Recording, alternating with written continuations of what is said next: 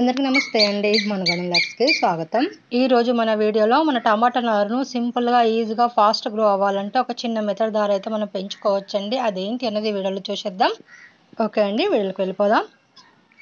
ముందుగా మనము ఇంట్లో ఉన్న టమాటాలని బాగా ఎర్రగా పండిన టమాటాలు, కొంచెం పెద్ద సైజులో ఉన్న టమాటాలని తీసుకొని మనం ఇలా రౌండ్ షేప్లో కట్ చేసుకోవాలండి.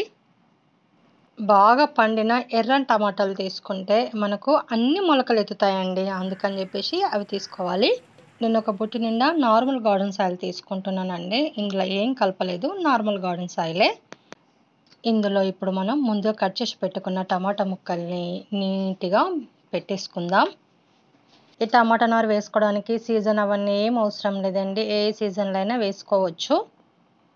బయట మనము నర్సరీలో కొనుక్కుంటే ఒక్కొక్క రూపాయికి ఒక్కొక్క టమాటా ముక్క వస్తుందండి. మనం ఒక 2-3 టమాటాలు కట్ చేసుకొని మనం ఇంట్లో నారు పెంచుకున్నట్లయితే ఎంత నారైనా సరే మనమే రెడీ చేసుకోవచ్చు.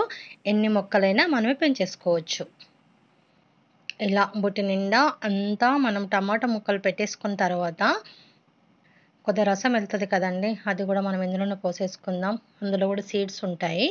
ఇప్పుడు మొత్తం టమాటా ముక్కలు కవర్ అయ్యేంత వరకు మనం మొత్తం గార్డెన్ సాయిల్తో కవర్ చేసేసుకోవాలి. ఆ టమాటా ముక్కలు కనిపించకూడదన్నమాట.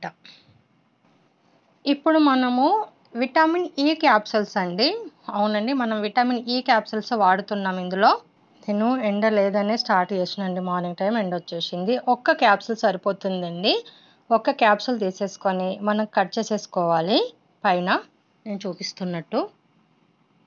అలా పైన కట్ చేసుకున్నాక మనం జగ్గులో కొన్ని నీళ్ళు తీసేసుకొని ఆ నీళ్ళల్లో ఇది కలిపేసుకోవాలండి. ఈ జెల్లీని నేను కలిపేస్తున్నాను, మీరు చూడొచ్చు. ఆ క్యాప్సూల్ని మొత్తం ఆ నీళ్ళల్లో పిండేసేస్తే మనకు ఆ నీళ్ళు మొత్తము ఇట్లా ఆయిల్గా తయారైపోతాయండి. ఆ క్యాప్సూల్ జెల్లీ తొందరగానే కరిగిపోతుందండి, నీళ్ళల్లో మొత్తం కలిసిపోతుంది. జస్ట్ మనం అలా తింపేసుకొని మనం ముందుగా టమాటా ముక్కలు పెట్టుకున్నాం కదా, వాటిపైన మనము నీళ్లు చిలకరించాలి. నార్మల్ వాటర్కు బదులు ఈ నీళ్ళు మనం చల్లేస్తున్నాం అన్నమాట. ఈ విటమిన్ ఈ క్యాప్సూల్ మొక్కలు తొందరగా మొలకెత్తడానికి హెల్ప్ అవుతుందండి. అందుకే నార్మల్ వాటర్కు బదులు మనం ఈ నీళ్ళు చల్లేస్తున్నాం. అలా మొత్తం చల్లేసుకుంటే సరిపోతుందండి. ఇప్పుడు మనం దాన్ని నీడకు పెట్టేసుకోవాలా, ఎండకు పెట్టకూడదన్నమాట మొలకెత్తే వరకు.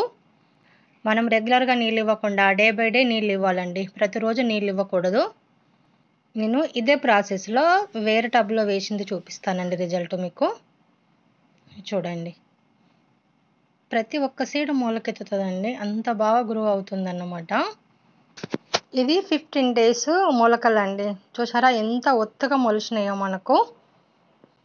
ఖచ్చితంగా ఒకసారి మీరు కూడా ఈ న్యూ మెథడ్లో మీరు ట్రై చేయండి. రిజల్ట్ మీరే చూస్తారండి. పెద్దగా అయిపోయాయండి మొక్కలు. ఇప్పుడు మనం నారు పెట్టేసుకోవచ్చు అన్నమాట.